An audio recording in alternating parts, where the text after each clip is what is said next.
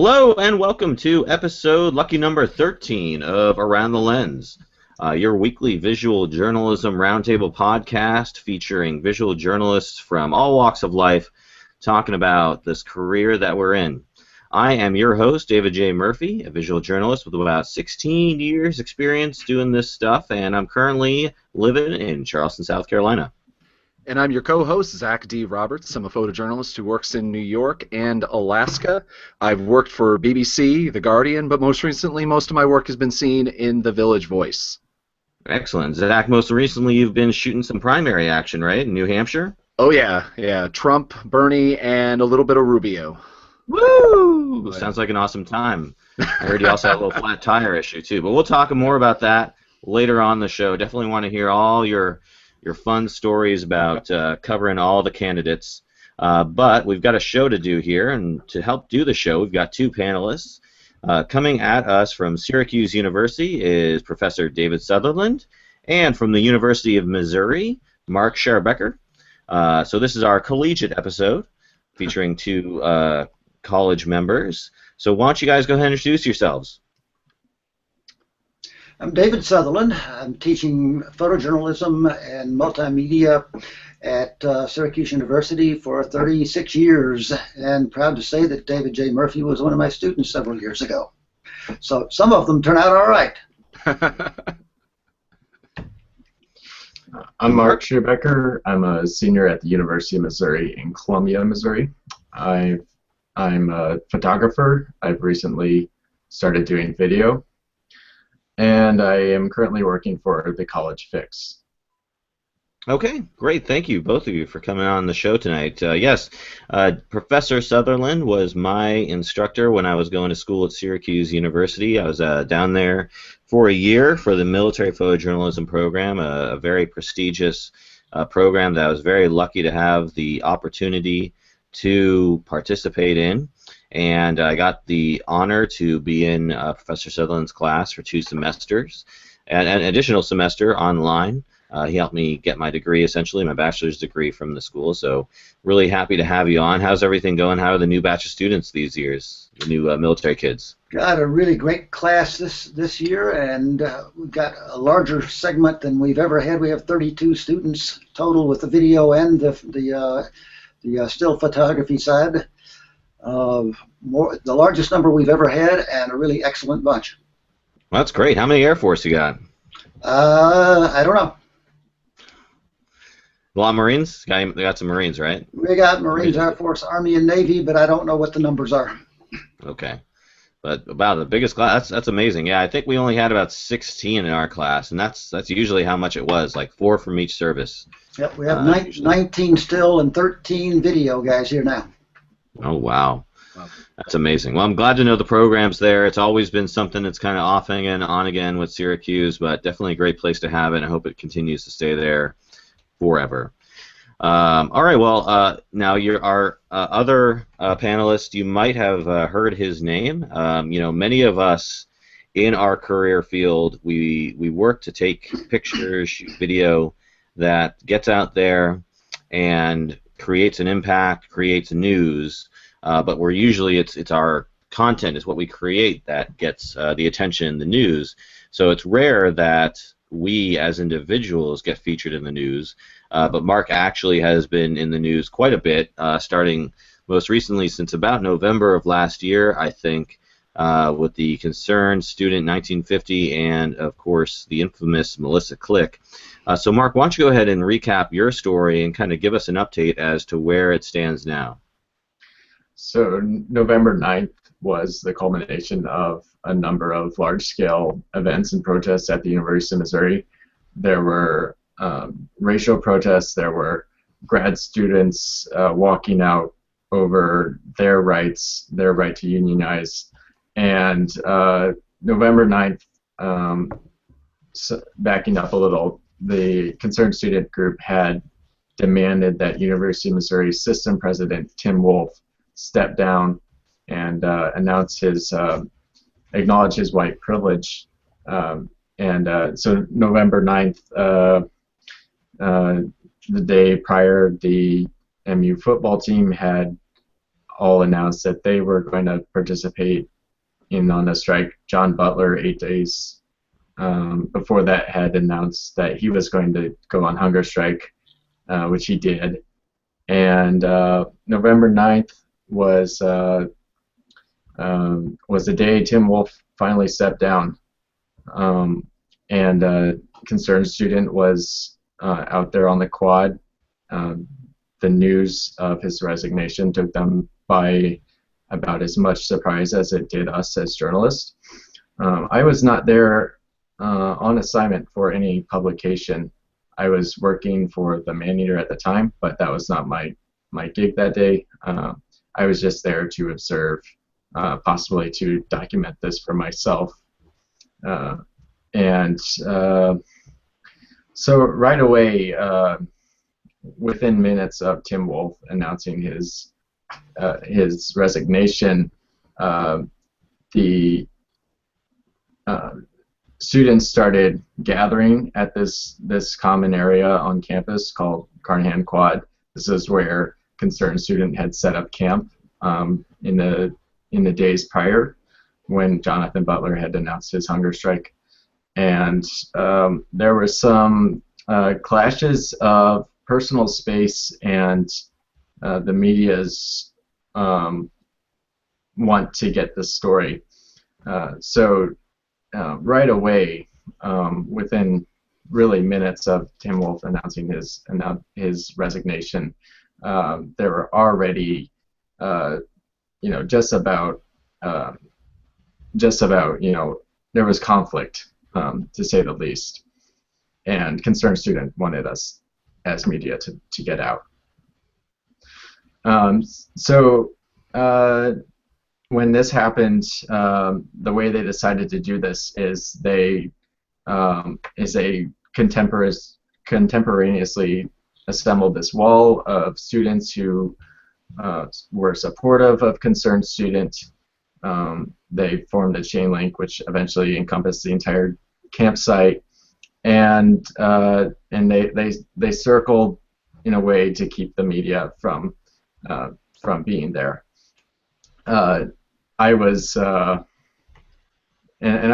filmed as this was happening, and so I was just making my way around trying to see what was going on, and I look over at the corner of my eye. I see someone I didn't know at the time, Tim Tai, was in a verbal standoff with a number of protesters. So I headed over there with my camera still rolling, and it was the content of their conversation was very heated. They were obviously very angry that he had the gall to stand there and not back off. There were accusations flying that he had pushed them. I didn't actually see any of that, but it was students, it was staff members who were engaged in conflict with him, and there were professors. This episode lasted about 8 minutes, and then they gradually pushed him out of the way, Tai, and I found myself on the interior of the circle. Right, I didn't push my way through. I just, found myself there. So I looked for an interview subject, and I found one. It was a professor I'd seen earlier striking out at another cameraman, and that. So I asked her the obvious question that was on everyone's mind, which was just, I wanted to know what was going on. Why did they feel the need to have privacy in this moment on a public space? And so I asked her, I'm media, can I talk to you? And she immediately took exception to that and swiped at my camera. And then she made the what she's become most famous for, her remark to others who were there, her call for muscle. She said, hey guys, I need some muscle over here, help me get them out. And I immediately feared for my own safety. So the muscle that was that arrived was somewhat polite, but also somewhat pushy. Same thing you saw going on with Tim Tai. They pushed me to the perimeter of the circle. They were not happy that I was there, and I decided at that point that getting the story wasn't worth it. So I left. Yep. I was just gonna say, I mean, were you obviously? I mean, you were scared during the event because, I mean, it was, an actual threat, and I mean, had you had any interaction with Melissa Click before that, or was that the first time either of you had seen each other? Just curiosity. That was the first I had ever encountered her, and that was the same for Tim Tai. Two of the professors there were people that Tim Tai and I knew respectively. One was my geography professor. One was later turned out to be Melissa Click's husband, and that was he was known to Tim Tai as his religious studies professor. Oh, okay, wow. So her husband was there as well. Mm-hmm. Now you're the one who videotaped Tim, right, in his encounter with the protesters? Mm-hmm. Now, did Tim get into the same area you were at, or he was never in that area? He was always outside the wall. As soon as when the concerned student pushed me out of the circle, it caused a rift in the perimeter, and Tim Tai was actually able to slip through, as well as a number of other journalists. And they didn't last very long. They were, same thing that happened to me happened to them. They were pushed out of the circle. Mm-hmm. Yes. Wow, that must have been an awkward and, I would say, unique situation. You probably had you ever been in a situation similar to that since you've been doing journalism? Usually, when that happens, it's usually with authority, like someone employed by the university to maintain order. I've had that issue with campus law enforcement, campus police, and but never with an educated professor. And that's what she was. She was a associate or assistant professor of communications. Okay. Wow. Were there what was the number? Because the only video I've seen from this whole scenario is I believe all of yours, and it doesn't look like there was a huge amount of press. I mean, what were the numbers of press compared to protesters? Because I've been in a lot of scenes where there's like 10 protesters and they're trying to do their kind of thing quietly, and then there's the mobs. What was the number breakdowns? It was actually, obviously. Yeah, it was actually pretty reasonable this time. The national media was not yet totally aware of John Butler's hunger strike, so they weren't there at that point. There were probably, I'd say, about 3 or 4 dozen journalists, and they were interspersed throughout, and probably would say about 300 or 400 students when the Tim Tai altercation occurred. Probably more, actually. Yeah. So it was a lot of media, but most of them were local or doing freelance work for other national news organizations. Yeah. So they were all familiar faces to the other students. Yeah. Mostly photographers or print or ENG cameras or what? Mostly photographers. A lot of multimedia going on as well. But mostly photographers. Not a lot of videographers, which kind of surprised me. Yeah. Professor Sutherland, as a university professor, how often do you call for muscle? Only against some of the military guys, which are easy to handle. I have a question for Mark, if I might. Please. Mark, I've read the stories over and over again and kept up with this issue pretty carefully, but what I have not seen explained is why they didn't want any press there. It seems like press would have been good for them. Why were they so adamantly opposed? The shock of the announcement took them by surprise. The press were no exception.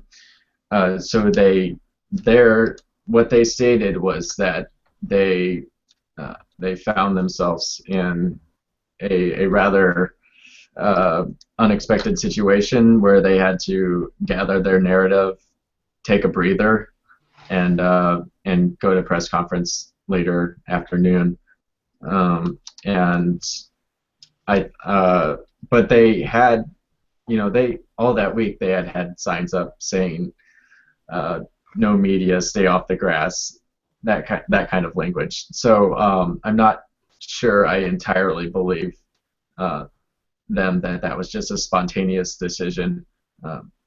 Although they only started enforcing the no media policy about 15 minutes after Tim Wolf's announcement. Now, Mark, can you kind of run us up to what's happened since that event? I know a lot of stuff has developed, with regard to Melissa Click and the, different political figures in the area. Can you kind of recap what's happened up till now? Sure.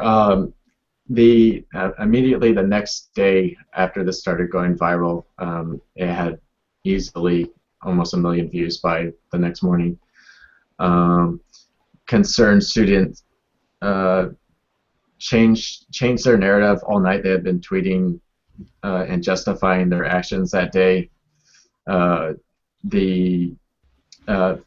By that afternoon, they had decided that this was going to be a useless fight. They had to invite back the media, so they did. And they distributed flyers that said, we need to be more welcoming. Please do talk with them and be welcoming. And Melissa Click called me and emailed me and asked for me to stop by, which I did, and she apologized. I didn't accept that apology, so there was really no material consequence of this. She did resign her journalism courtesy appointments. Like I said, she's a communication professor, so she just had this side gig where she would look at graduate students' theses and for feedback, and the journalism school saw this video and were about to vote to kick her out when she resigned. The next day, she resigned her appointment with the advisory committee that looks at policies for the student newspaper, which I was on at the time, and so she resigned that gig as well under pressure from the Man-Eater student newspaper. And there really wasn't much going on, except, people knew about this, but the university wasn't addressing it. Melissa Click, after that point, stopped talking to any media, and we really didn't see anything until January, when the next legislative cycle picked up. Although I do have to say that the Missouri Students Association released a statement asking the university to please release a statement about what Melissa Click did that day, which of course the university didn't. And then, so January, the Missouri legislature, the Republicans all get together and they signed a petition asking the university to please fire Melissa Click, and they made some. It was about 117 of them I think, signed this letter. So a little over, I think, 80 or 70% of the legislature, and they kind of hinted that if they didn't get what they wanted, which was her fired, the University of Missouri was going to lose a lot of money. We're looking at everything from a haircut to $500 million for the entire system, which is not just Mizzou. And so finally, one of the Board of Curators members said, you know what, they're right, and he petitioned the Board of Curators to look at her employment while this was going on. Hank Foley, after Melissa Click had the assault charge filed, and right before there weren't any warrants issued, but when that happened, the University of Missouri chancellor held a press conference and said, basically, she's unfireable right now because she's on tenure review. Even though she doesn't have tenure, we have to wait this process out until we can look at her, which I thought was just ridiculous. The time for justice is not after 8 months later. And the and everyone went. I figured this was a lost battle because I hadn't heard back from the Board of Curators.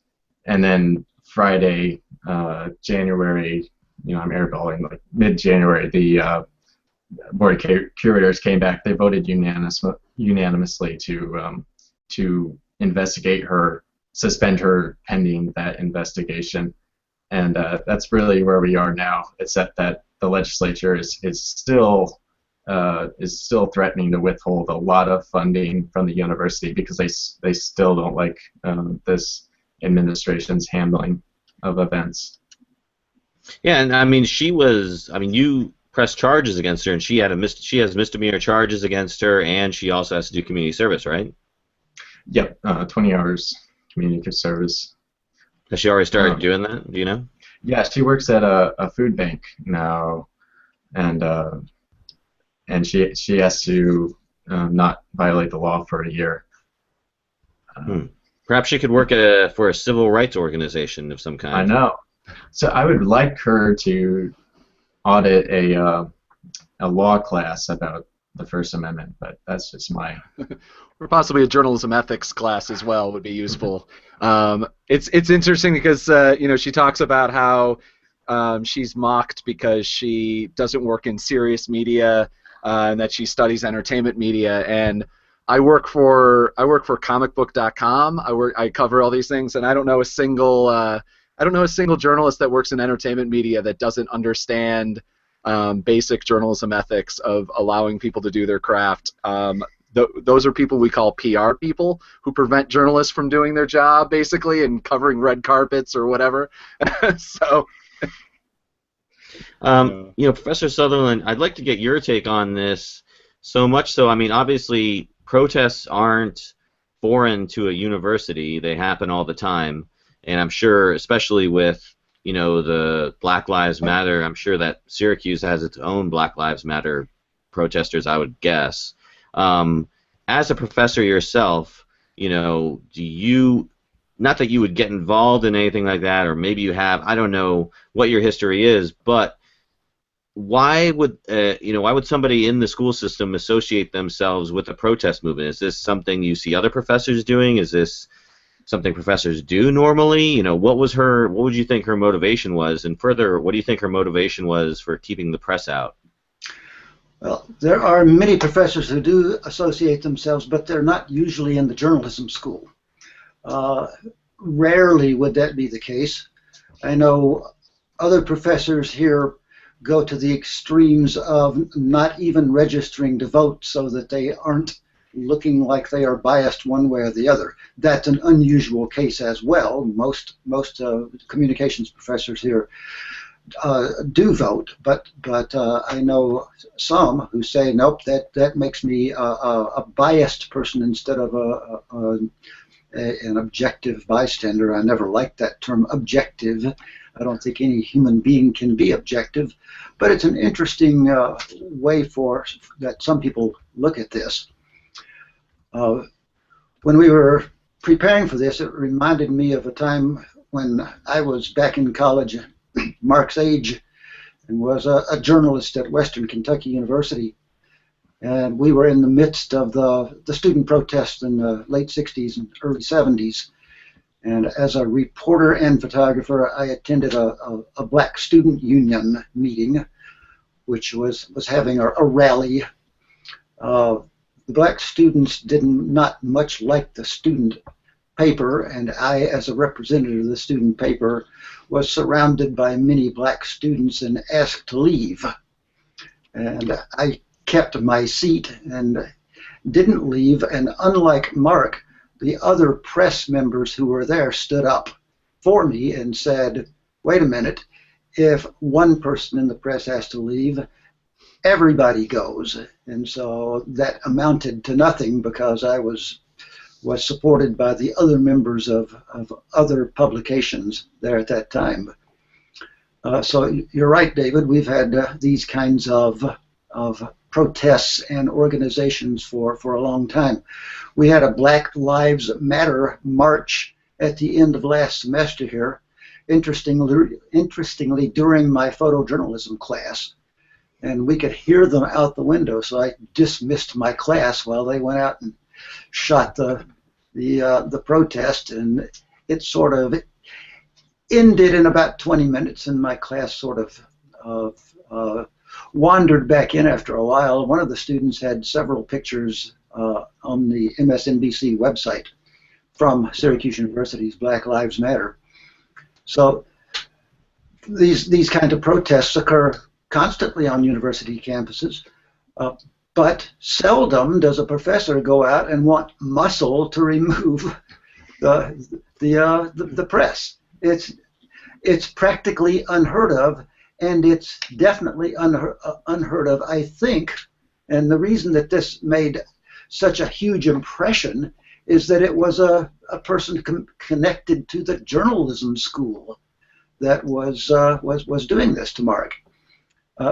It probably would have still made the press if it had been a geography teacher, but it wouldn't have had the same surprise, the same shock value as having a communications teacher calling for muscle. So right. Yes, we have these things constantly, but this one with Mark was pretty much one of a kind that I've ever known of in all these years since I was involved in student protests from the 60s and 70s to today. You know, it's the first one I know of where a communications teacher came out trying to stop the press. Yeah, and you know, not that anything she did was justified, but I mean, can you try and like get in her mind and figure out like what she was even thinking, like, what was going on through her head? Like, how could she possibly think that what she was doing was right in any way, especially considering her specialty? Yeah, I can understand how that happens, because I know people who get passionate about their cause forget the other parts of their lives, and the cause can overwhelm all of their other thinking. And I'm sure that's what happened. We know that Melissa is not exactly proud of what she did, and she's tried to apologize several times. So would she do it again? Not on purpose. Could her passion overcome her again? Possibly, because it's obvious she's extremely passionate about that cause. But that's not an excuse. I don't see why passion should overwhelm good judgment, especially from someone who is in the field of communication education. Right. Now, Mark, you have obviously continued doing what you do, telling the story of what's going on, and you know, most recently you were, or at least as far as I've read the news, you were in I believe a church, and there was another concerned student 1950 meeting going on. They wanted to kick you out. It was a whole big debacle. I want to know, what happened there, and also how has your sort of experience been just, being around campus? I mean, obviously you have to go to, school. You might have classes with these people, with your fellow, these members of the organization. I mean, is there tension there? I mean, how do you as a student go about, being a student, considering, that, all the stuff that's going around currently? It's the me being in a media spotlight has certainly compromised my ability to do journalism on campus. I now can't, I wasn't on film like Tim Ty was, but but since then I've become recognized by a concerned student. The first time this happened was actually when I was walking by, and I just snapped a quick smartphone photo of them, and they invited me over to sign a petition to support Melissa Click, and they didn't know who I was, so I took my phone out and I started recording, and they were totally flummoxed. They had no intelligent response, and I don't think many of them have even seen the video. It's just they're gonna support her because she's in reality she's their biggest ally. Okay. And they're very upset with me that I happened to capture that moment. So I've attempted to, I've been following them. I think their story is worth telling, but the other times I've interacted with them were actually when they protested in front of the Board of Curators meeting earlier this month, and for Melissa Click's reinstatement, and and so I've been and they singled me out in that video as a member of the media, and then so this meeting in a few days ago, I went there like any other journalist. There were local media. I was there on assignment for College Fix, and they told media that they weren't welcome. We're back. It's back to how it was early November. Same kind of antagonism towards the media, and there's a lot of younger blood there who can hardly, they weren't part of the decision to allow the media back in. So there's that going against us, and they really distrust the national media. Local medias, I mean, they have a rapport with them, and they can occasionally get stories. They still seem to have a little bit of media illiteracy. Like, for example, one of ABC 17's sources told them that they held a press conference with just yes or no questions. Yep.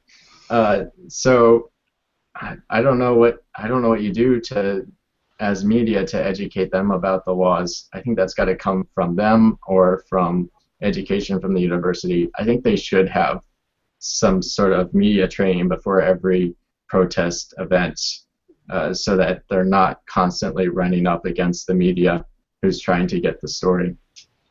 Yeah, sounds like they need somebody from public relations to be on their team. Communication. Right. Has this, affected, I guess, your desire? I mean, I don't know what your goals are post-college, but, I mean, if your desire was to continue in the communication, visual journalism field, has this affected that, or are you still gung-ho about continuing on with that career path? I was not as involved in journalism before this. I wrote for the Man Eater on the side. I had come to the University of Missouri for the journalism program. I just later decided that wasn't the best fit for me, and I became a history major. But the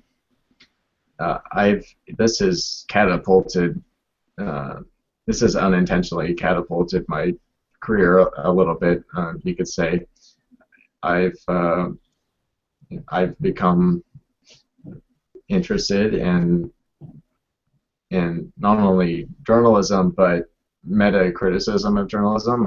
I follow that a lot more, just coming from the criticism, some of the ethics criticism that I've received since November, and it's really, I mean, I wouldn't hope that every journalist has the same career path as I do, but it's certainly been a very transformative experience. Absolutely. I mean, you definitely have gone through the trial by fire, I'm going to say, in terms of having to deal with hostile, I would say, subjects. I've had a similar experience, not quite as, I would say, definitely not, at the level of what you had to deal with, but I've had experiences where I've had to deal with protesters who didn't want me around. But yeah, I don't envy the experience you've had, but I'm very happy that you're fighting the good fight for us. And I was extremely surprised, or not surprised, but kind of disheartened, when David or Professor Sutherland mentioned the story about the journalist standing up for him in that one situation, and then I saw your video when you're in the church, and the other journalist was like, "Okay, well, I'm gonna go. I don't want to disrespect your privacy. I'll just get out of here." Why? Oh, you just want me to leave? Okay, bye. And there's no unity there, so I was kind of disappointed by that. But do Zach or Professor Sutherland, do you have anything else you'd like to ask Mark? I'm curious, kind of everyone's opinion. If you've been, I know Mark, you're a bit new to it, but I've been covering protests since 2000, 2001, and I've seen a distinct change in the way that activists and protesters deal with the press, and this kind of basically in Occupy Wall Street really kind of started it, which I have no doubt it had a lot to do with the fact that there was a lot of infiltrators either pretending to be media and also members of Fox News and stuff like that would just literally kind of troll them and ask them stupid questions and pull things out of context. I personally witnessed a bunch of that, and it took me quite a long time to build any sort of trust with activists. It actually only started when I started working for a website called Suicide Girls, and then I got a huge amount of trust from everybody. I'm just curious on David. You or Professor Sutherland. You said you've been around before. I remember flying into Chicago for the NATO protests a couple years ago. Attached to Occupy Wall Street, and I was reading a book about the Chicago '68 protests, and it was Abby Hoffman and the whole crew. Basically talking about how they convened in their hotel, or I think it was Abby Hoffman's room with Phil Oakes, and talking about how they had a meeting there, and just trying to imagine how that would have happened in modern day, and how kind of trying to see both sides, the protesters have to kind of meet in private, but if you're doing things outside, how do you do that with members of the press around? And how do you then kind of move forward in a movement if the movement is supposed to be transparent with still dealing with the media? I don't know. It's just it's something I have a conversation with a lot of my friends who either work on both sides. I kind of work in the lefty activism media, so it's a conversation we're constantly having. I'm just curious on if you have any thoughts. Either of you have any thoughts on it? No, Zach, you're very much right. Journalists are treated different in the protest world, but also in the fields of war. Suddenly, in the last 10, 15 years, journalists are being picked out and shot at purposefully rather than protected. Yeah. Back in civil rights days, Flip Schulke was a civil rights photographer, a good friend with Martin Luther King.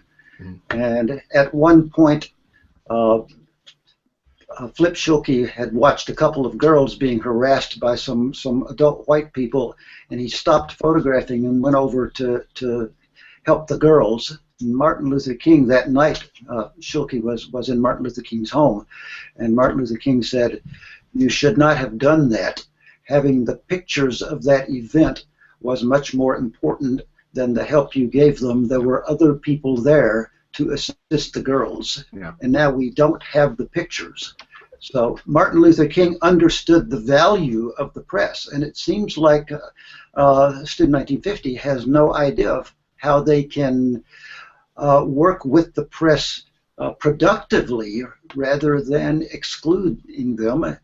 And you look at journalists going into war zones these days, it's with a lot more preparation and a lot more trepidation than it ever has been since the first Gulf War. It's really, really dangerous, much more so for journalists now, and less friendly in the protest worlds.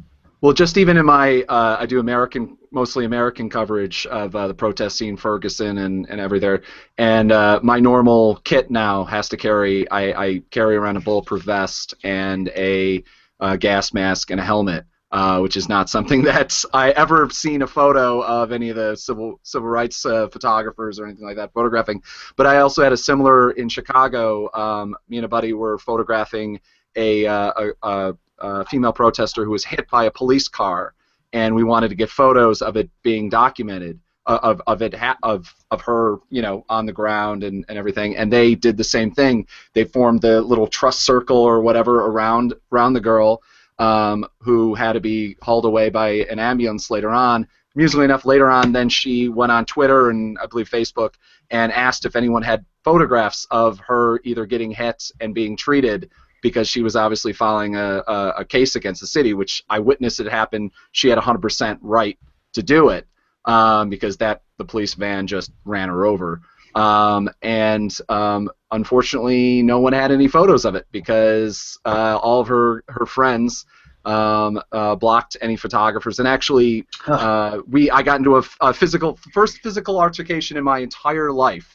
Happened during the NATO protests in Chicago. I had to jump on the back of a 6'5" guy and haul him away from a buddy of mine who he was attacking. So it's fascinating because I mean the 2004 and 2003 protests had moments of extreme violence from police and protesters back and forth, but I've never actually before kind of the past couple of years ever felt that I was ever being threatened. And I actually work often, I kind of go back and forth often working in the activism movement.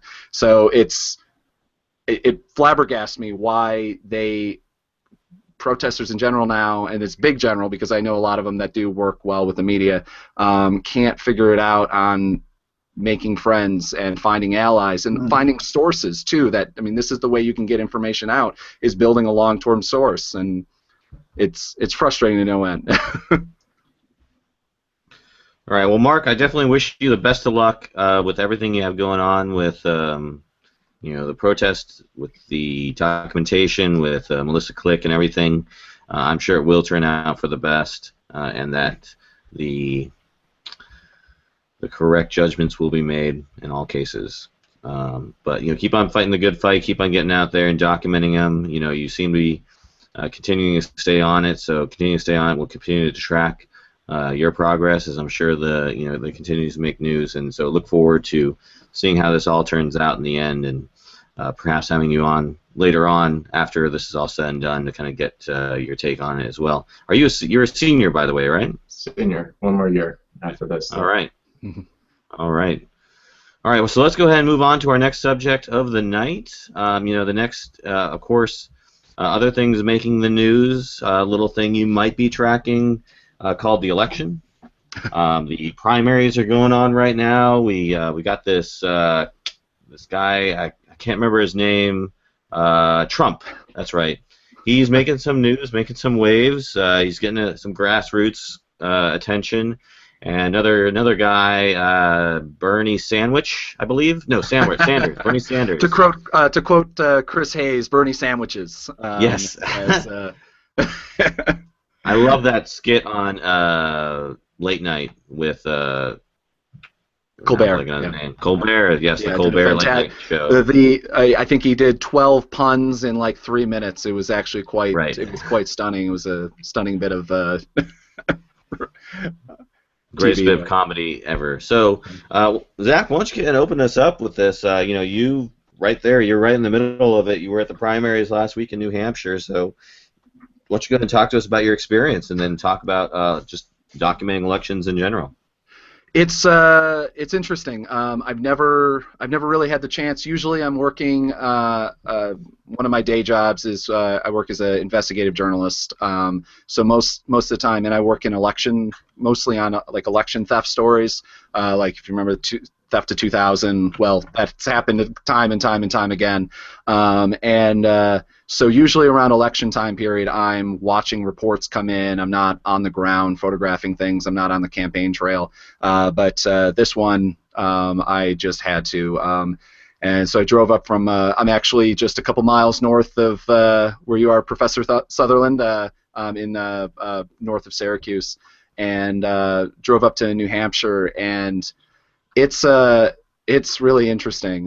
It's nothing like I've really ever covered before, and one of the biggest problems that I've been having is that getting access as an independent journalist. It's almost impossible to find out where to get on to press lists and where to get access. And I mean, the smaller campaigns are all about getting you on there, but Hillary Clinton was actually the hardest for me to get any information on it. In fact, I just was lucky enough to just be able to walk into the one event I covered of hers, and there, I guess there was room for more press to come in. But it's kind of stunning that unless you cover it as a whole, and that's all that you do, if you're in the little, the pool of photographers that cover a candidate, your access is completely different than everybody else's. Your ability to find out when events are happening are different than everybody else's, and you're treated. Bernie Sanders people, fantastic. Clinton's people, I never really had that much interaction with them. They were a little bit helpful. But the Trump people, I was actually physically pushed out of the back into the press cage, or as we called it, the jail. Because if you've seen where all the cameras are during Trump events, that's where everyone is. That's where print media, that's where photographers are allowed, and you're not allowed to go up front at any given point, especially if you're a member of the garbage media, which is not Fox, not MSNBC, and not Reuters and AP. So my 7200 did nothing. I have these wide shots of him speaking. You basically, most of the photographers that I saw there were carrying around 500 millimeters or thing on monopods to be able to get the close-up shots that you see. I'm not quite sure. I can't compare it to anything else before. I've covered local elections before, Senate elections, and usually I can get right up to the podium. And I understand with Secret Service and everything like that, it's a little bit different, but it's absolutely no access. I've never had a chance to talk to anyone because I also write. So I don't know how journalism happens in this whole thing at all. Other than I got some pretty photos and I got some video and that's about it. But actual journalism, it doesn't happen on the campaign trail. At least not in 2016. I bet got really close access. That one guy who's giving away all his work on Flickr. Oh yeah, no, he was up there actually. He was around. Really? Yeah, no, everybody in the media, every single still photographer knew, because I went out there in that article about what's his name? He's the Creative Commons photographer. He's an accountant. Right. He just hands out all of his work for free. Everybody knew his name and did the kind of spit on the ground when they heard his name. Yeah, I would not if he was in the press cage. I wouldn't have worn a name tag if I was him. Zach, if you see that guy again, make sure you get his info. Let's get him on the show. Yeah, I'm not quite sure what's his face. The aspect of that story that everyone is missing. Oh, sorry. Can you hear me? The aspect of that story everyone is missing is that he started off shooting photos for Wikipedia, which is a charity nonprofit for.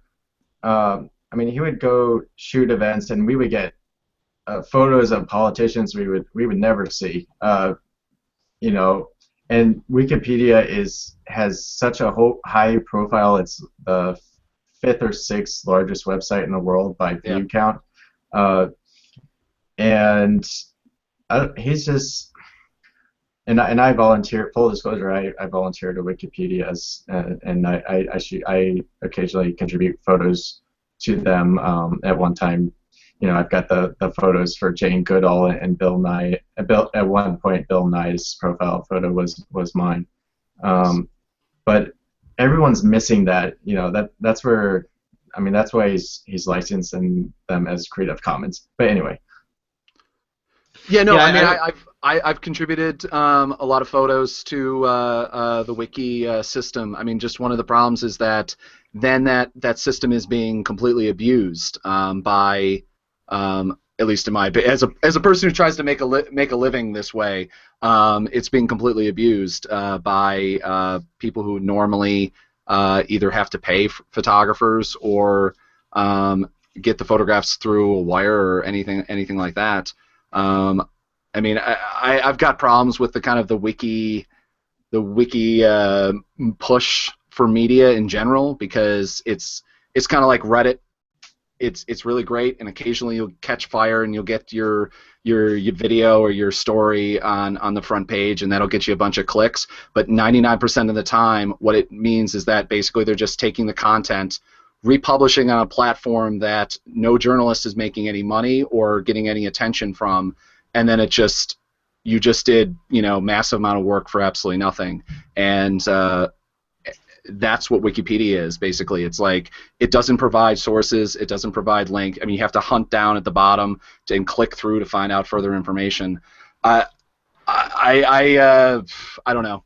It's a complicated issue because it's a great, you know, information spreader, but I have a complicated feeling on whether, you know, information should be free, to put it harshly.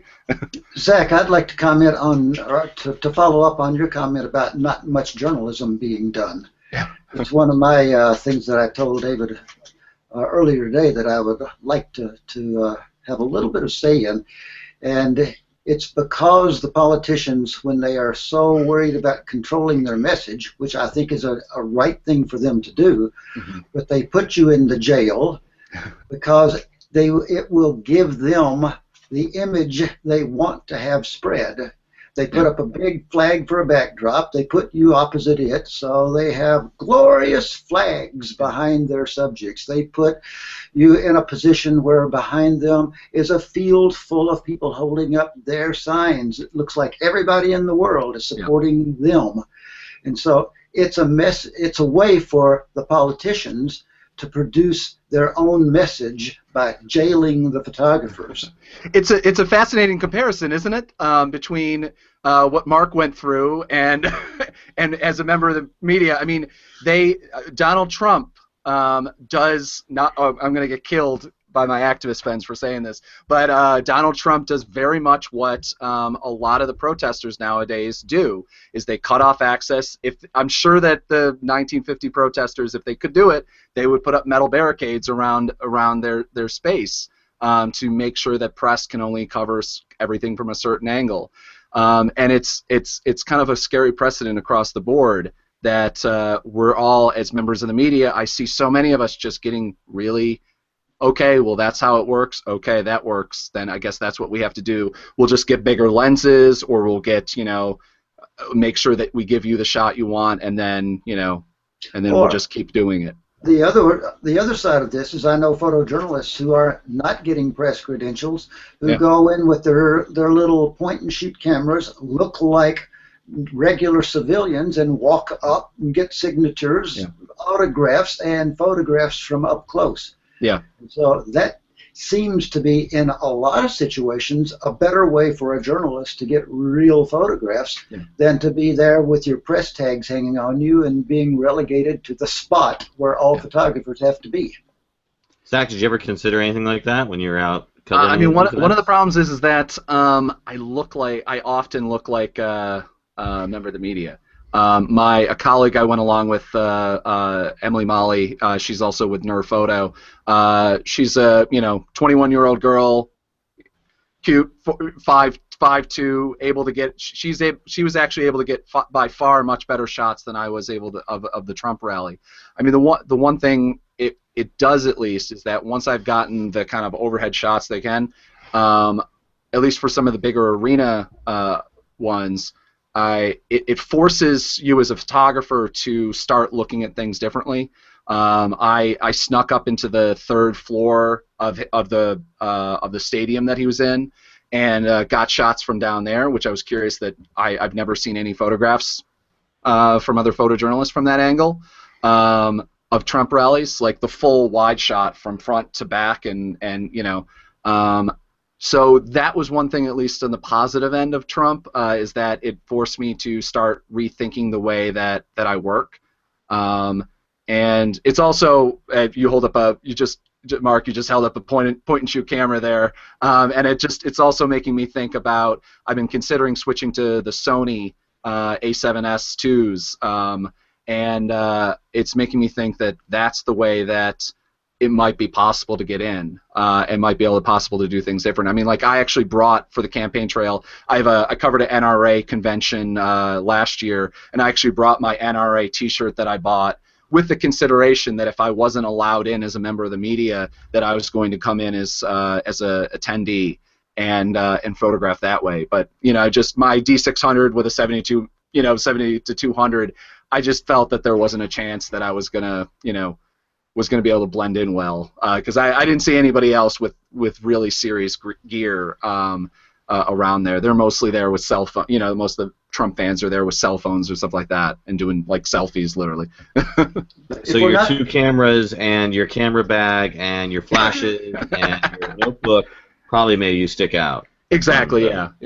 The guy with his cell phone camera. If we insist on doing that, though, we're not going to get real pictures. And what irritates me mostly by the press is we just give our publications the pictures that the PR people for the campaigns build for us. How can you refuse to have Donald Trump or any other politician in front of a huge American flag? They give you the picture that we want to make, and then we just go there and dutifully make those pictures without doing what you were talking about you're doing, and looking for other angles other than from the jail, so that you can get images that are real rather than following their PR guy's lead. Yeah. It's one of the unfortunate. I mean, I get to do that since it's one of the very, very few benefits of being a very much a freelance photographer, where it's not even like I'm a wire photographer for Getty or something like that, where I have to get these certain photos. I don't have an editor at Nerve Photo that's calling me and yelling at me that I have to get my photos in on time, but which would probably be helpful, but for me. It's I mean, I understand most photographers, and this is a big problem, is that most photographers, we have, you walk into an arena, and this is something I tell a lot of freshman photographers, like, there's 5 shots you got to get. You get the wide shot, you get the close-up shot, you get 2 shots of the crowd, and then you get close-ups of this, and then you're done. And if you got nothing else, then you're okay. But I can kind of wander around a little bit, because I only had one assignment, and that was for Bernie and Hillary, covering those campaigns. So with the Trump ones, I was able to have a little bit more fun. But it's kind of the even with the number of wire photographers that are out there, they all have to get that same damn shot, because that's what the editors are calling for, supposedly, at least. I mean, I don't know why they're calling for that same shot, that the Reuters guy is sitting next to the Getty guy, who's sitting next to the Corbis guy, who's sitting next to the whatever guy, and they're all getting the same shot with the same lens and the same bokeh and the same everything, and you're like, okay, well, why don't we just have the one photographer why don't we have the guy from from Flickr come in and take the photo, and then we'll just upload it and we'll be done with it. But, Mark, have you shot any election type stuff or even local politics? No, just local sports. That's it. Are they? When do they come to Missouri for the primaries? Anybody know when that is? probably March 15th or March 1st is probably the next two big groupings. It'll be interesting whether Missouri will be a big. Is Missouri? I'm trying to remember if Missouri is even slightly a swing state or anything like that. It used to be a bellwether until last two election cycles. Yeah. Do you think if it comes around your area, you'll cover it? They always skip Columbia, which is Missouri. We've got about 100,000. There's no other major cities around it.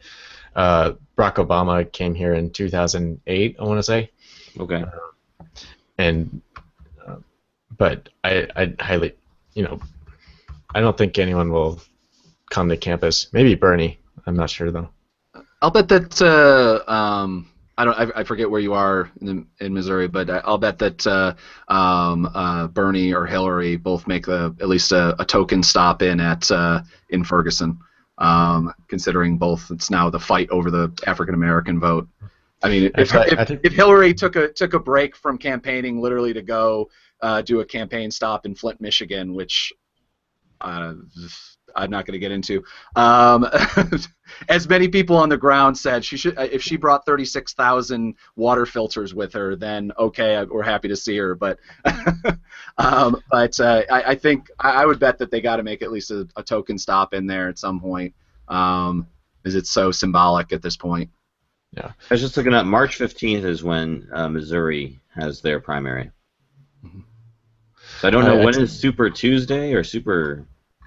That is March 15th is one of the big mass days, so it'll be curious. Oh yeah, Florida, Illinois, Missouri, Northern Mariana Islands, North Carolina or Ohio. What state do you think are going to be in that day?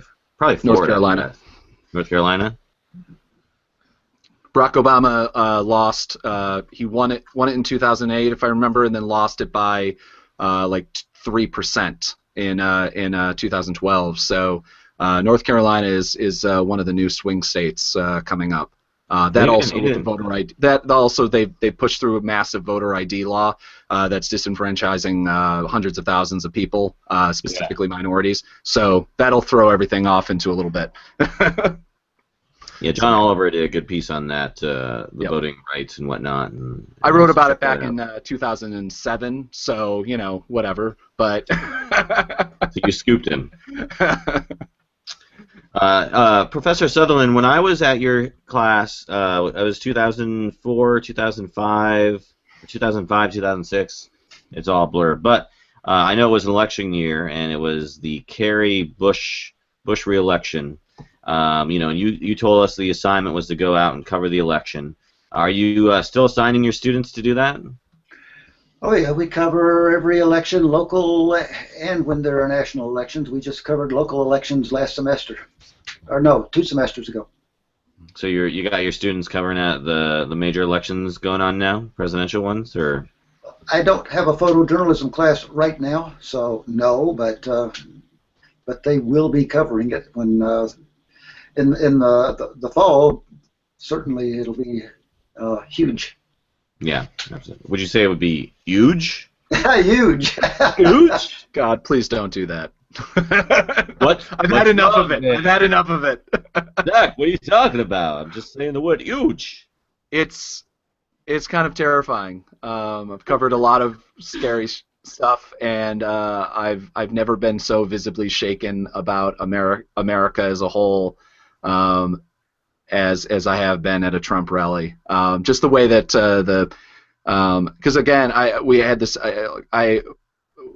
to physically get between a female journalist and a Trump supporter who, for some reasons, decided that he was going to start yelling at her because I guess she asked a question that he overheard and didn't like. I mean, It's very scary. I keep making the joke, and I'm going to keep doing it because I think it's funny and kind of horrible. But I feel as though that Trump rally should be filmed in black and white because they remind me of films I saw from the 1940s.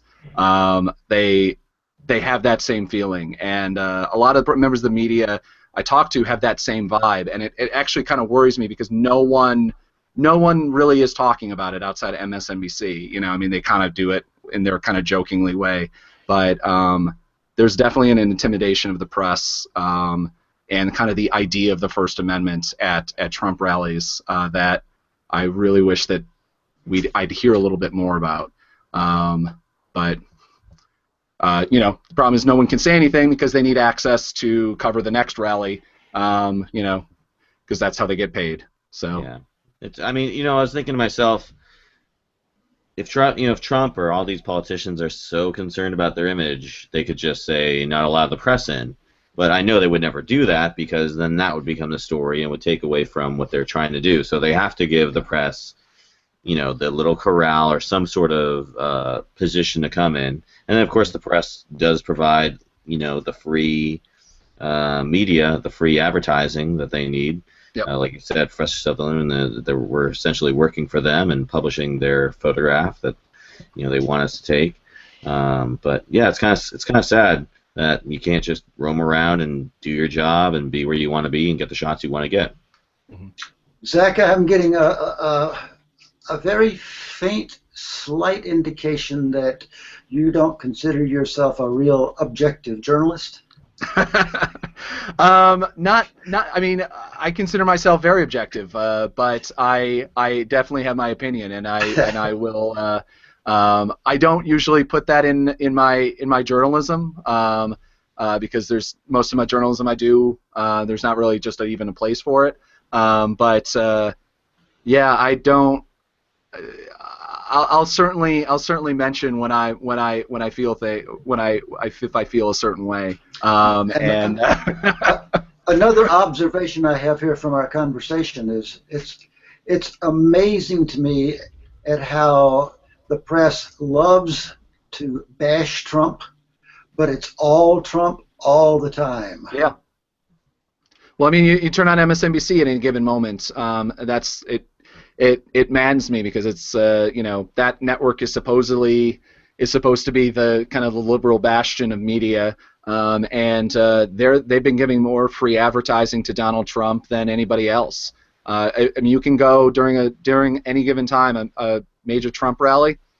It's not going to be on Fox News. They're not going to cut away to a Trump rally on Fox or any other site. MSNBC, they especially early on, they cut away from, you know, actual major breaking news and actual real substantive interviews, which is very rare on MSNBC, but to cut to a Trump rally where he's just saying the same thing over and over again. You know, I'm gonna force him to build a wall, and then everybody repeats. Yeah, the media just really has to stop talking about Trump. But it's a self-perpetuating cycle. It's because Trump is so representative of all the problems in the media. I mean, I wish that, because everybody talks about how Trump and Bernie are the kind of the media, you know, they're polar opposites, but you know, they share so many similarities. To me, it'd be much better if we could talk about Trump in a kind of meta journalism way, in the way that we're talking about Trump because this is what he wants, and also talk about Clinton because she's kind of represents a lot of what's wrong in American politics and financial and everything like that. But I don't see that ever happening. So. All right. Enough of this subject. By the way, Around the Lens is brought to you by the Donald Trump campaign. Get out. It's brought to you by the Mexican wall that the Mexicans are going to build. Hey, rock the vote, okay? One last thing, Zach. You know, are you covering any other elections or primaries or anything coming up? I might jump down to South Carolina. I still haven't decided yet if I can get an assignment for it. But again, The Wire. I got 4 or 5 pickups from The Wire. I expect to probably make like $50-$60 from that. So I mean, gas is cheap right now, but it's not that cheap. I mean, amusingly enough, the low gas prices is the #1 reason why I was even able to cover the New Hampshire, is that I was able to drive out there for close to next to nothing. Which if gas prices were $3 or $4 a gallon, I would not be able to afford to do it. Zach, is that even going to cover the cost of your new tire? No. I was damn close to breaking even because I got to assignments and then sold a couple photos through the wire, and then I got that flat tire on the way, and that kind of literally blew everything right out that way. So. Oh. Well, if you're in South Carolina, drop me a line. We'll get a beer. That's true. All right. Well, let's go ahead and move on to our next topic. We like to talk about gear on this show. And I found a piece of gear that I thought was worth talking about.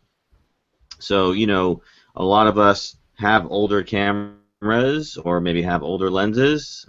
David, you proudly showcase a series of older cameras in your backdrop there with a lot of the classic Casa cameras. But, some of us might have manual focus lenses in our collection from back in the day, if we've been doing this for a long time, or we might want to get manual focus lenses because they're cheaper, or because we pretend have we like to use manual. But the gear that I'm talking about is an adapter that actually converts an autofocus lens to a manual lens. I'm sorry, vice versa. Actually makes a manual focus lens be able to use for autofocus. So my question to the panel here is, what do you think of this? Is this something that intrigues you? And, on a personal level, do you like using manual focus or autofocus? Do you have a preference, or do you just go by whatever the subject you're shooting? I'm not really much of a gearhead. The amount of gear behind you says differently, but okay. Well, that's all. Except for the Nikon F, which I used professionally for many, many years back there. Most of them are older than I am, so they're decorations. I can't see a whole lot of reason for me to have one of those, because if I want an autofocus lens, I'll go get an autofocus lens rather than use a manual lens on it. The one thing I've been reading about lately that makes me sad about gear is I once bought a Canon 50mm 0.95 f-stop lens from another student when I was a student for $10. Well, I had Nikon cameras, and of course this was 1970, so I had no idea what that lens might be worth, and I kept it for a couple of years, never used it, and thought, I'm never going to use a Canon lens, and I sold it to somebody else for $10. And now I see those 0.95 Canon 50s for hundreds and hundreds and hundreds of dollars out there. So that's my lament. If you still have that lens, you could stick this adapter on it. Bada bing, bada boom, you got an autofocus lens. A 0.95 f-stop. Can you imagine the bokeh on that? Ooh, that's a crazy bokeh. Mark, how about yourself? I mean, you mentioned photography, but you also do a lot of videography. I mean, do you ever mess with manual lenses, or just turn the autofocus off and do a little manual focus action? Sure. I've got a Canon 7D, which cannot autofocus in video anyway. Right. So I'm fairly attuned to doing that myself. No, I mean, I just don't have any lenses that are old enough not to autofocus. But you don't have any desire to buy like an old-fashioned lens and stick this adapter on it? Because I mean, there are some, like I said, like the 0.95 with that, bokeh. I mean, there's certain older lenses. I know CS, friend of the show, he likes to buy and mess with old lenses and cameras, right, Zach? Oh yeah. No, I mean, the one thing I would actually love, because Nikon for some reason refuses to come out with a 50mm 1.2 to meet the Canon autofocus 1.2, but there is a very old Nikon manual 51.2 that actually is quite gorgeous, but again, it's manual. So this would be quite nice if there was a Nikon mount for it made. I still, though, focusing at using autofocus at that aperture. I'm not 100% sure how well it would work, because if you can focus the eye, that'll focus on the eyelash versus the eye or something like that, and you're not going to be able to get too much of a. It might be the blur is going to be a little too much short range, but. How often do you shut off autofocus and use manual focus? In what situations would you use that? Super low light. I've got a fantastic Sigma 3514, and it's excellent, but it's in low light, which is kind of when you really want to use it. It hunts for focus a little bit. So usually I'll just throw off the autofocus and use the LCD back to focus completely, then focus in manual. I think it'd be fun to play around with, especially with Nikon, because you have that entire library of lenses. I know with Canon it's a little bit more difficult because Canon did the EOS switch pretty early on. So it'll be interesting if they have a. I'm trying to remember what the Canon mount was before EOS. Come on, I'm the Nikon user. I don't know. I got in with the Digital Rebel, so I don't know. So no, I mean, but it might be interesting if they have a older body to EOS adapter as well. Then that would be amazing for Canon shooters, and even if it would work on things like occasionally I shoot with the C100s, the Canon C100s. If that would possibly work, that would be something I would definitely consider. Cool. Mark, you said you're using the Canon 7D. You join that camera? Sure. Do you have any sort of Canon, Nikon preference, or you just like whatever you have? I mean, I guess Canon has the reputation of being better for video. Yeah. I used to shoot a lot of conferences in low light, and Nikon has the better ISO performance than Canon, so I was briefly considering switching to Nikon for a little while, but I'm glad I stuck with what I have. And you shoot both your photos and your videos with the 7D, right? Mm-hmm. The protest in November was not shot with the 7D. That was shot with my point-and-shoot camera. Yeah, I noticed, from a video perspective, you've been doing a lot of like periscoping and live broadcasting. That's with your phone primarily, right? Yes, I have a Nexus 5, so stock Android. Okay. Do you try and live broadcast while also shooting with your video camera, or shooting stills, or you just straight focus on live broadcasting? It's really hard, and it's totally unprofessional, but I do it anyway because if the live aspect is pretty hip right now. Right. And it's sort of like a liability thing, where it's like, you're always broadcasting. So if somebody's going to do something, it's out there right as you're doing it, right? Well, like the ACLU had their camera app, which is supposed to auto-save it, but why have that when you can just periscope it and it's saved on Twitter later, so you can always refer back to it? So that's going to kind of annihilate the need for that. The risk that the police is going to go through your phone later and delete all the footage. So Twitter has unintentionally solved that problem for us. Yeah, it's been, I'm sorry. Go ahead, Zach. Yeah, no, that's been it's interesting. I've seen a lot of colleagues of mine who mostly do video work. They actually have a rig that has their camera, they're shooting video, and then has either mounted to the flash or mounted to a different bracket. They mount their cell phone and live stream at the same time that they're recording video.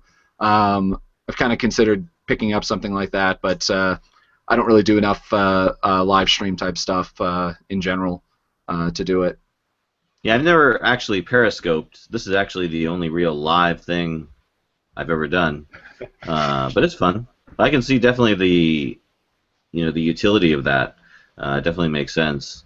Professor Sutherland, what are they giving out to like the students nowadays, the MPJ students, camera-wise? D750s. Just got them in for the whole class. No D5s? No D4Ss? We have some D5s that Nikon loans us. We have a huge supply. Nikon is really, really good to us. They bring in over $100,000 worth of equipment, dump it off in our cage for our students to check out. So we have lots and lots of Nikon gear, but what the military guys have are all D750s issued. Okay. So have you seen the D5? Have you played with it? A little bit, not much. Did you shoot any of that 4K video? Shoot any super low ISO stuff? The super low ISO is absolutely, super high ISO is absolutely amazing. It is, yeah. Like practically a night vision, right? It's beyond belief from a guy who used to shoot 3200 on film and soup it in Accufine for hours. Yeah, right. 3 million ISO. Yeah. All right. Well, that's the gear talk segment. Let's close up the show tonight. Since we've got college, both student and professor on here, I want to talk a little bit about college education. The benefits of going to college and the post-college opportunities. Last week we briefly touched on sort of the differences or the advantages to self-education versus college education. What that gives you, what is good about the other one. But I want to kind of get straight from the source. What are the benefits of going to college? What are the post-college opportunities? Why is it, if I'm a, let's say, high school student, or if I'm somebody who's freelancing perhaps, what do I gain from getting a college education in visual journalism, just instead of going to lynda.com and teaching myself, or YouTube, or just going out and shooting? Professor? Well, as someone who's only had one photo class in my whole life, I guess that I could see it both ways. I think photography is one of the few things that you can teach yourself really well, but it takes absolute discipline, passion for it.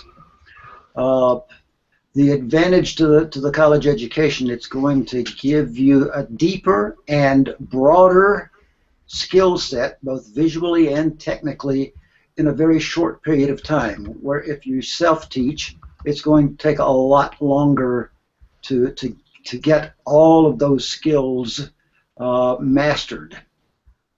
On the other hand, if you don't do the education in photography, you master other skills, hopefully, that would be really, really good for you in storytelling. Mark, for example, is doing a history major. Well, that's going to be really, really good for him when he decides to go and shoot stories, because he's going to understand the world a lot better than someone who's only done a technical photography education. Now at Syracuse, ours isn't just a technical education. We have only 25% of our courses can be in the journalism school. 75% have to be outside. But I think practically any field can be self-taught, with the possible exception of medicine. It's kind of hard to get cadavers to work on outside the medical schools, but or getting drugs that you need in the black market. But practically anything else can be self-taught, but it's not as efficient to get it on a program that force feeds you and forces you to learn, like I say, the depth and the breadth of photography, or any other field for that matter.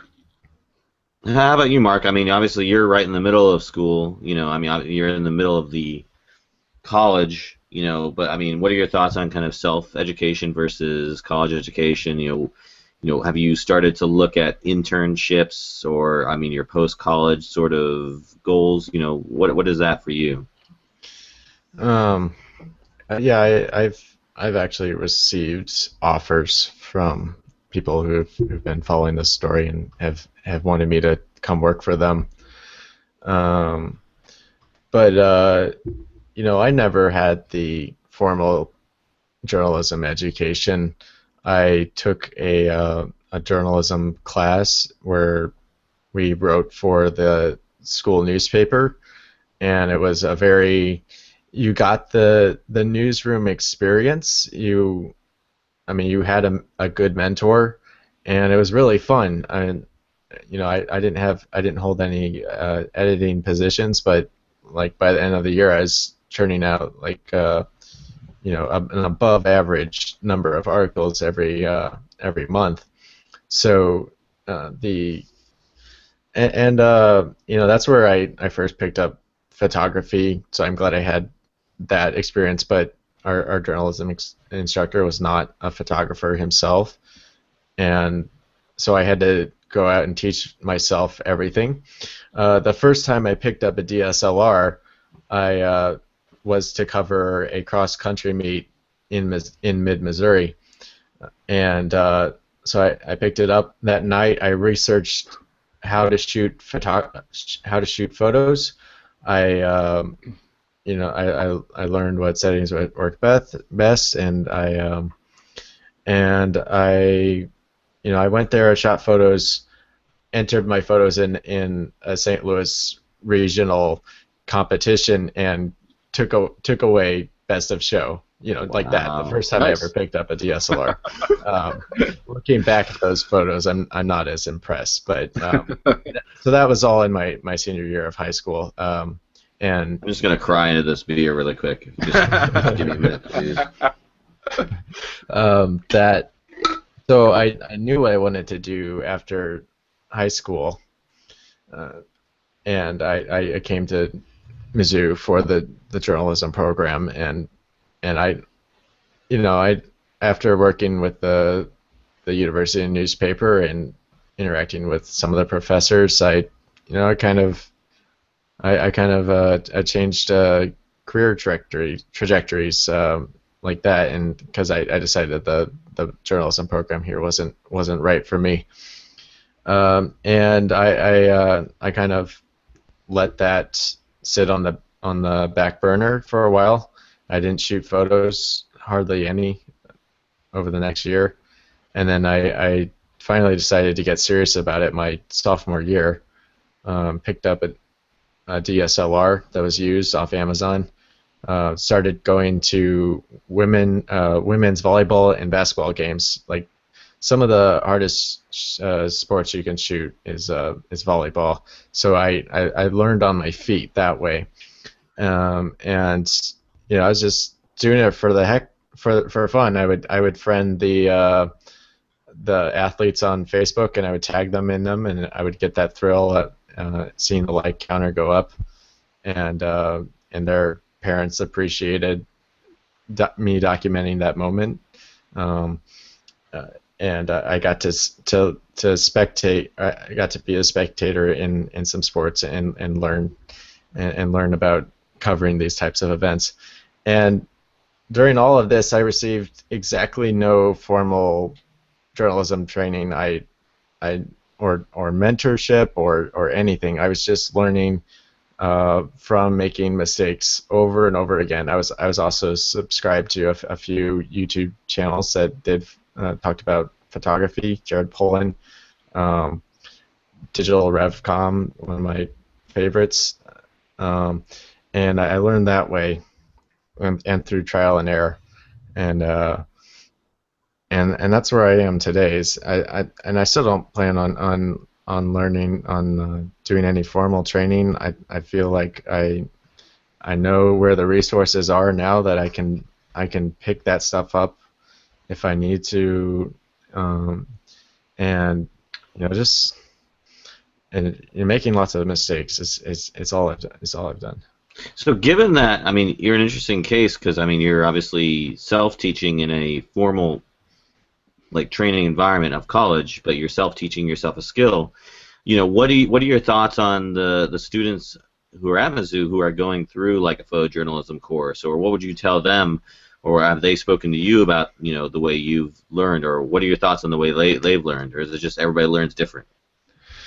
I would say that, I mean, even though Missouri's has the reputation of being a great journalism program, I feel like a lot of those I see in the program are they're teaching them multimedia journalism. That's great, but a lot of them, never care enough about it to do anything more than the assigned schoolwork they have to do. They don't go out and do and do stories for the local newspaper or the local campus newspaper. They don't apply for internships until it's too late.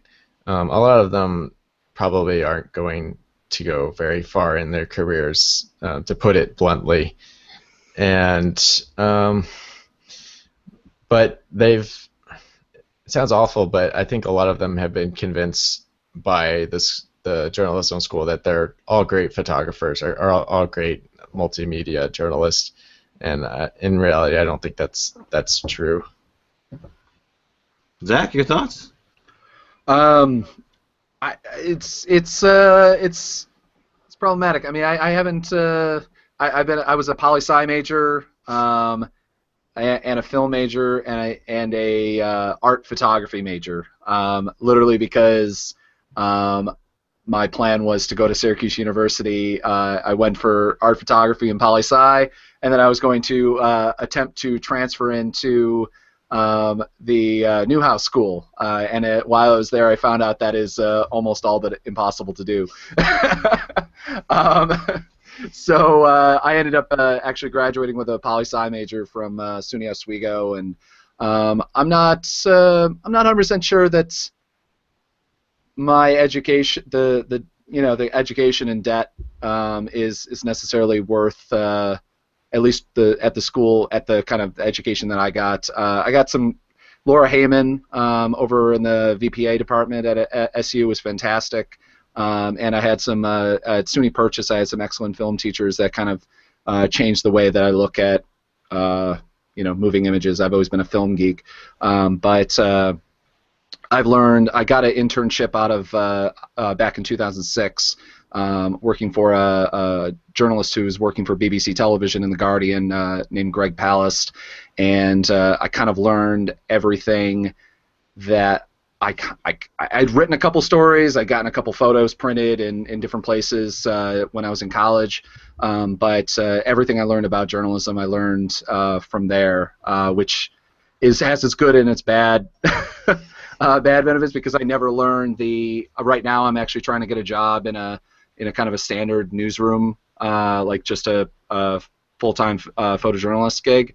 And one of the problems is that even though I've had photos printed in kind of every publication there is, everyone's looking for that daily beat newsroom experience. And since there's 800,000 photojournalists, A, being pumped out of schools, and then B, being laid off from with 10, 30, 40 years experience, it's very difficult to convince newspapers and different publications to hire someone who has no experience, and kind of a very weird, like I've produced about 5 or 6 15-minute news pieces for BBC Newsnight. I'm going to be a producer in a full-length documentary film. I've had any number of photos printed, but putting that on the resume is always kind of weird when you're trying to apply for a photo job. But I mean, I think that my boss, who again he went to school at University of Chicago for economics, he specifically hired me. The first day he asked me, he double checked. He's like, "You're not a journalism major, are you?" And I said, "No, I was doing poli-sci." And he's like, "Good, I would have fired you right then." Wow. But he comes from the in more independent media, and didn't want to doesn't really work in the pyramid format and everything like that. How you learn in journalism class, which is good and bad, because I mean if you're working like every story that I produced with him, we've had 6 months at least to investigate it. Big budgets and things like that, because we have a nonprofit backing us. But being able to try to do daily news is, for me, is all but impossible writing-wise, at least. So I kind of wish that I had taken at least one journalism class in all my years. a mixed bag. I think it really depends on what works for you. You know, I mean, I'm friends with Tim Pool, who I don't think he's ever taken a journalism class, and he's worked for Vice, Fusion. He's doing his independent thing as well, and you know, I mean, when I had more years experience working in the field of journalism than he did when we both met at Occupy Wall Street, and now he's, you know, Tim Pool, if you know who he is. So he's got like 1 million subscribers on YouTube and a couple of, I think, or whatever. So, but so it really just depends on who you are and where you are. I mean, I think having the background, like history background or poli-sci background, is extremely useful. But if you're not getting anything from that education, then just go out and try to do it. I mean, I know so many journalists, especially photojournalists, who are literally they're just spending that $20,000, $40,000, $50,000 that they would have spent on and 4 years spent on education, and they're spending that time and money actually trying to do journalism. So it, like I said, just depends on who you are and how you learn. And I think right now the field is kind of tough either way, but it's open for anybody. I don't see a college education as a kind of a mandatory thing on most jobs nowadays anyway. But again, speaking to a photojournalism or a journalism professor here, it might be you might have something else to say, but. No, You know, I Zach, I don't. was going to say, if you really want to get in Syracuse University, we've got a professor here. I'm Maybe actually looking to go. I might, if I don't get a job, I'm actually looking to try to get a graduate degree in photojournalism. So I might give you a call. Professor Sutherland, you can help him out, right? Sure. Good work for him. Yeah, you know, I'm getting a lot of this sort of vibe, and you know, it's not untrue. It's definitely, you know, it's one of those things, you know, and I think it's both a good thing, not I don't say good or bad, but it's a thing that, you know, it's one of the few professions that I feel you can kind of just sort of brute force your way into, in that, you know, you can get a camera, you can figure it out online, you can do it, and, you know, as the professor said, you know, it may take longer to get the nuance of it, to get, you know, the different, you know, aspects. Like, for instance, I mean, I learned more about actually telling a story with my photography just going to school, going to Syracuse for that 1 year, than I ever got either, you know, doing it on my own or getting the education I got from the military. And I think that just came from being around people, being around your peers who were doing it, and also getting that you know, education and that experience from people who've done it for years beyond whenever you picked up the camera. So I definitely think there's pluses and minuses to both. You know, if I were an 18, 17-year-old kid right now and I had an interest in photography or visual journalism, I mean, one path that I would recommend they go into is, and you know, potentially it seems to be the way, if you really want to position yourself to, I guess, be successful, is really to take advantage of social media and just, you know, build all that social media platform out there. You know, the Instagram, you know, similar what you know, the other photojournalist, who we won't speak his name, is doing. You know, I mean, for everything, you know, putting out there stuff that's Creative Commons, putting out there for free, he is getting his name out there. Whether or not that matters to him, or, you know, whether or not he's going to do, you know, visual journalism later, is another subject. But, you know, building that presence, you know, so if you spent 4 years building yourself a presence on YouTube and Instagram and whatever social media platforms are out there, would you position yourself better off than if you had spent 4 years going to school and, you know, taking classes and getting education? I don't know. I'm sure there are people who do that right now, but it seems to be, if you want to take advantage of that, that seems to be where people's eyeballs are going to, getting the subscriber count, getting the Instagram followers, the, you know, Twitter followers. So could you do that and go to school? Sure, but it's going to cost you a lot to go to school, and you're not going to have as much time. But I don't know. I think there's benefits to both. Any last words, Professor? Education does more than give you skills. Education changes people it affects who you are. You become a different person with a full education. That's not necessarily necessary for everybody. There aren't very many journalism jobs that require a photojournalism degree. Most journalism jobs require a degree of some sort, but it doesn't require a journalism degree or a photojournalism degree. What really matters is how good are your pictures, and that's that. A good book and a degree are important. That it's in photojournalism, I don't happen to say that's what everybody should do that wants to be a photojournalist. Okay, great. Thank you. Appreciate that. All right, well, let's go ahead and close it up with our picks of the week. Mark, why don't you go first and tell us what your pick of the week is? Sure. FIRE, which is Foundation for Individual Rights in Education, helped a professor at Louisiana State University file suit against her university for firing her for her remarks and her crude language used during class. Her name is Teresa Buchanan. She filed federal civil rights lawsuit against the president of Louisiana State University. And what it amounted to was earlier this year, students reported her language to the university, and the university Title IX system had recommended that she be fired, and they and even though she was tenured professor, she was fired.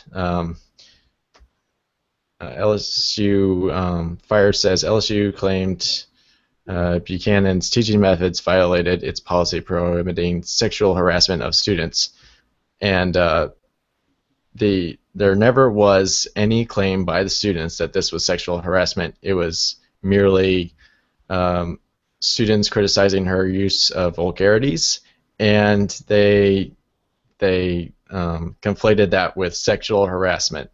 So it's a big federal suit, one of the largest free speech suits we've seen this year, and I want to see where that goes, because it has Click now. She has her defenders, people who say that her I don't know, her malfeasance, her actions on the quad were protected free speech, and I disagree with that. But I think, in my own opinion, I think this professor who was fired at LSU is in it for a hefty settlement. Right. All right. Thank you. Yeah, I'll put that link in the show notes. Professor Sutherland?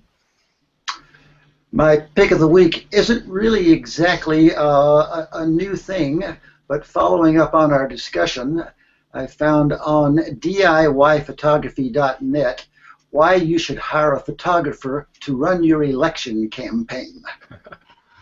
I like that. And it's got a lot of good advice. It should make photographers feel good about themselves, because it talks about all the skills that photographers have and why they are useful for so many things in life. So why you should hire a photographer to run your election campaign, and I will give you a link to that. Okay, great, thank you. I'll do mine now, and Zach, you get to go last with the picks, so if you don't mind. I'm going to throw out this, it's a link on to Petapixel.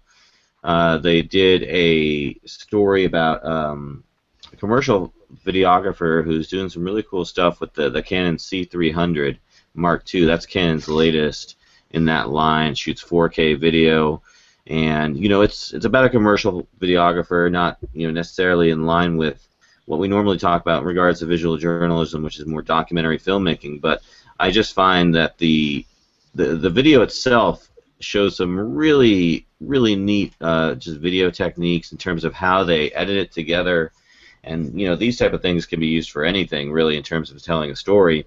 And then the camera itself is just a beautiful piece of technology that again, everything's going 4K, and this thing's right on the cutting edge of that. So if you're doing stuff and you want to kind of graduate from like a DSLR shooting video to more of a dedicated video camera that uses all of Canon's lenses, I mean, this is a great camera. Definitely something to look out for if you have $16,000 in your pocket burning a hole. But what I like too about the videos, not just obviously the video itself, but there are a couple good making of featurettes. So they're neat to watch, just kind of see the behind the scenes and what kind of camera equipment they're using to get the shots. So that's my pick of the week. Zach? Cool. Mine is actually it was up on his site, but I found it again on Petapixel. Abe Van Dyke, who we've had on the show before, he wrote a piece called "Anxiety as a Photographer" or "How I Dropped the Ball on Shooting the Democratic Debate," and it's a really just I actually said ballsy, open piece talking about. He has a severe anxiety disorder and how it prevented him from covering the debate that he got access to in Wisconsin, and it's just something that it's very tough to talk about at all, as especially as a photographer, because we have to physically be there. I was talking with a print journalist about it, and she commended him as well on the kind of the honesty on it, and kind of talking about mental issues that we all have to deal with. And again, we just in journalism, there's not really much time to allow us to have the day off or the time we screw up. It's all, you have one opportunity to do something, and if you screw up, you're out. So it's a great piece if anybody has anxiety or any issues, especially if you're going into that crowd, or if it's, and how tough it is. It's an excellent conversation starter. Yeah, I saw his Facebook post about some of the comments he was receiving on that article. And pretty much, like, the one guy was just like, yeah, you shouldn't say anything like that. Nobody's going to hire you, and like just being completely brutal and unfair. And I'm like, that's not what this is about. That's not true at all. I love Petapixel, but I gotta say it's probably maybe only second to YouTube for the worst place to read comments. I just like simple review camera reviews for some reason turn into personal attacks, and it's just amazing. So I just told him, I told Abe that I was just like, number one rule in journalism, don't read the comments. That's it. That's the number one. To me, that should be the number one. Like, you start a class in journalism, and it's like the professor just stands up. First rule, it's up on the board. Don't ever read the comments to your stories. That's it. Yeah. Yeah. No. Abe is a great writer. He did actually a write-up about his experience coming on this show, yep. Which I'd never seen. I've heard or read about that side of the experience. What it's like for a panelist to come on the show, and it was really well done, really detailed. And actually, since I'm the host, I'm going to break the rules and throw in another pick, which is going to be the article that he wrote about us, because I thought it was really well done, and it was kind of neat to see that. And as someone who runs the show, I'm not getting paid for this. I'm doing this in my free time. That kind of feedback is really the only thing that I get that, makes me feel like, hey, we're making a difference and people care. But anyways, now you guys get to plug your stuff. So, Mark, why don't we go and start with you? What's your plug? How can people learn more about you? My website is Schierbecker.com, and my Twitter, what I most want you to follow is just my last name is the handle SCHIERBECKER, and I'm launching a free speech organization this week. We are First Amendment defenders at Mizzou, and we're planning on pushing through a lot of legislation this year. The legislature and the university system is very pliable to our concerns about free speech and how it's been being handled in Missouri. So we're hoping we'll get a lot of stuff done this year.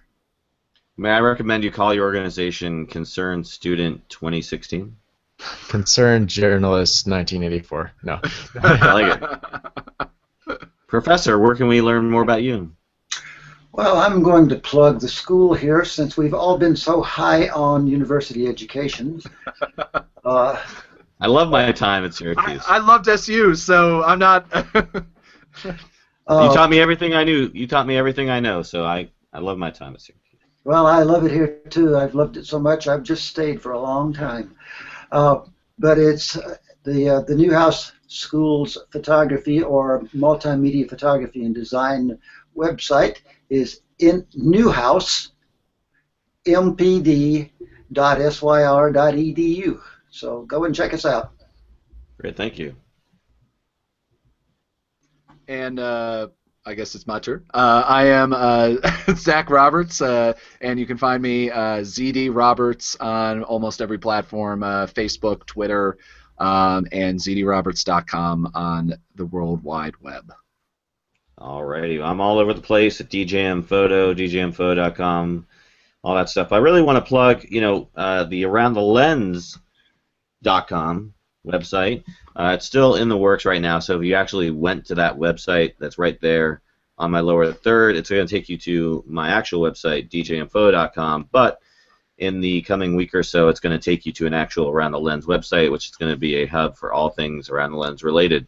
So all the cool stuff we're going to go to. So I'm not going to plug the Facebook page or the Twitter page or the YouTube page or anything like that. It's just going to be all AroundTheLens.com, and then you can go there and get, pointed in whatever direction you want to learn more about. So again, that's what I'm plugging. But that's been a great show. It's been a great show. I love having this conversation. Love talking to you all about all the cool stuff around visual journalism. Mark and Professor Sutherland, thank you very much for being panelists on my show. I appreciate your time, truly. And I just want to say, for Zach Roberts, I am David J. Murphy. This has been Around the Lens, and we're out.